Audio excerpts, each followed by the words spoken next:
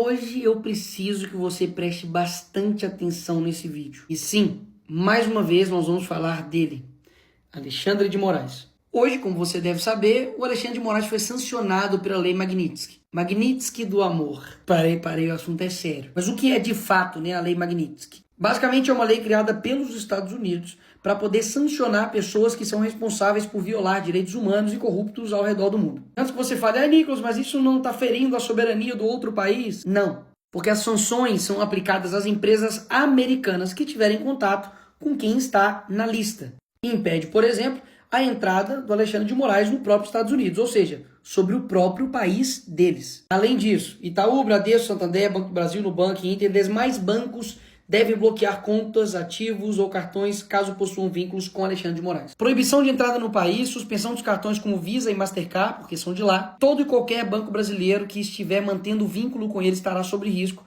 inclusive o Banco do Brasil, que é por onde eles recebem o seu salário. Mesmo ele dizendo que não tem conta nos Estados Unidos, que não tem nem intenção de visitar o país, o buraco é um pouco mais embaixo. Agora nós temos um juiz da Suprema Corte do nosso país, juntamente com Hezbollah, Hamas e Al-Qaeda. Grupos terroristas, mas não para aí. Bem embaixo do seu nome está o PCC.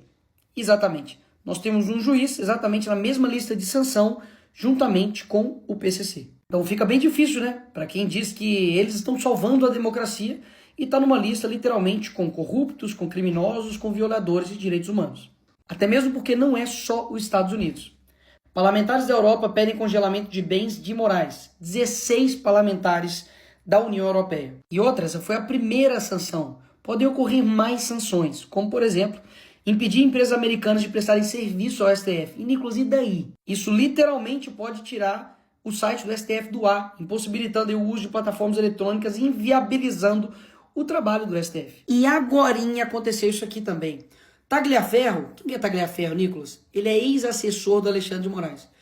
Ele disse que Moraes usava gabinete para perseguir a direita, choca um total de 0 pessoas. Mas o importante é que ele decidiu sair do Brasil para poder denunciar os abusos praticados pelo Alexandre de Moraes. Ou seja, todo mundo está ansioso para que esse cara vai falar. Nisso tudo surgem-se 2 perguntas. Nicolas, pesquisei, dei uma olhada e a Lei Magnitsky ela já foi aplicada em outras autoridades e não deixou de ser ditadura os locais onde os Estados Unidos fez isso. Sim, de fato, você tem razão. Mas há um diferencial.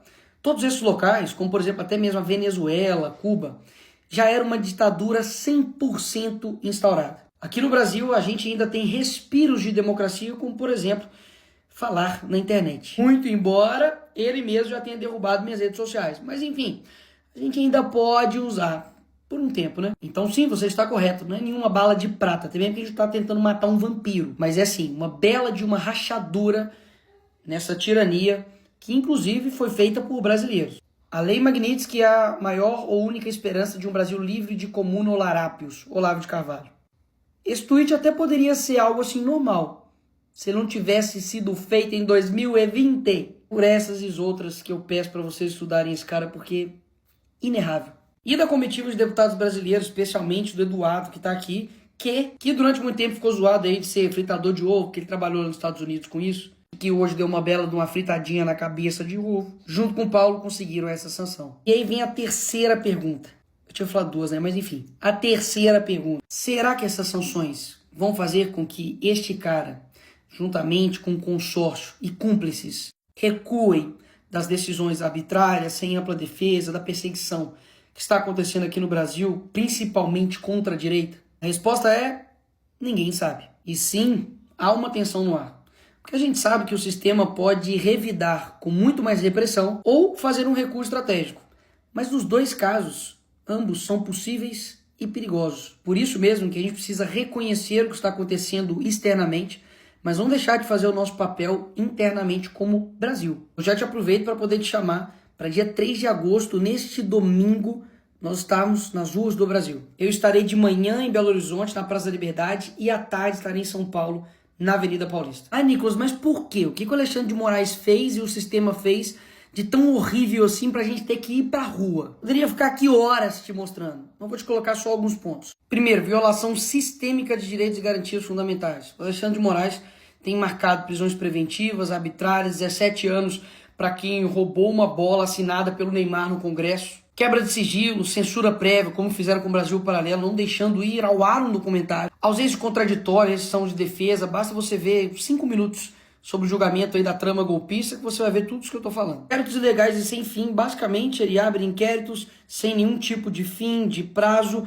e vai prorrogando, e basicamente para poder fazer o Fishing Expedition. Significa fazer uma pesca predatória, basicamente você vai indo atrás da pessoa para poder ir buscando outras coisas.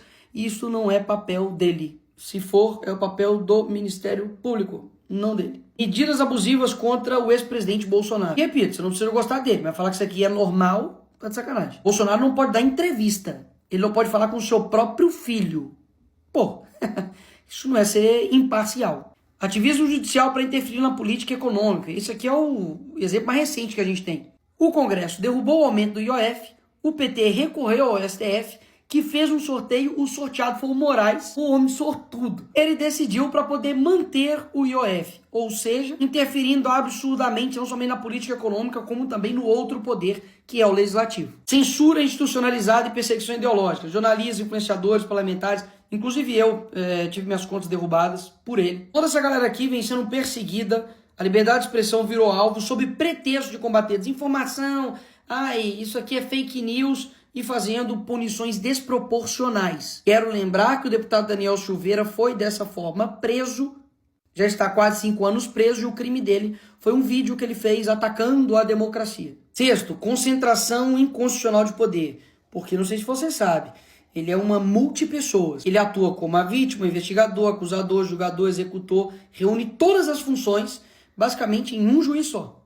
E por fim, toda a construção de uma narrativa de trama golpista, que na verdade a gente sabe muito bem que é para poder perseguir quem estava de verde e amarelo. Se tivesse todo mundo de vermelho falando que era esquerdista, invadindo o Congresso, como já foi feito várias vezes, aí estava todo mundo livre e em paz. Isso aqui é somente a pontinha do iceberg, porque eu reuni tudo isso aqui para poder protocolar um pedido de impeachment do Alexandre de Moraes com base nesses novos fatos que nós temos hoje. Ou seja, o mínimo que você tem que fazer agora, depois que esse vídeo acabar, é ir até o seu senador e pedir para ele se posicionar para que ele seja a favor do impeachment do Moraes. E você pode me perguntar, mas Nicolas, por que eu tenho que saber de tudo isso? Sobre Alexandre de Moraes, sobre sanções, sobre todas essas questões. O que isso muda na minha vida? Tudo. Tudo. Porque basicamente durante muito tempo, o brasileiro só vai pra rua quando sente no bolso, né?